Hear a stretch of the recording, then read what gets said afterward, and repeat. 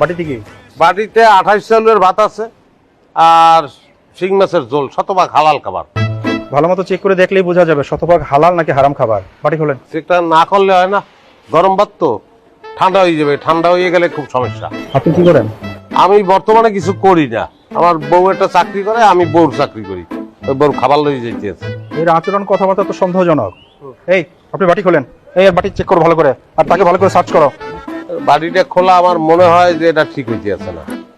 ভাত তো কি অবৈধ হয়ে গেল দেশে, আমি বুঝলাম না। কি আচ্ছা ভাই, সরি বললে তো কোনো কাজ হইবে না। আর আমার ভাত পাবো কি? আমার তো ভাত লাগবে, গরম ভাত লাগবে আমার। আরে বললাম তো মাঝে মাঝে এমন হয়ে যায়। আপনি আসুন, আপনাকে চেক করতে হবে না। না না না ভাই, আমার চেক করেন। আরো আছে যে শিং মাছের ঝোল আছে, কিন্তু আমার গরম ভাতের ব্যবস্থা করতে হইবে। আরে ভাই, আমরা কি এটা ইচ্ছে করে ফেলেছি?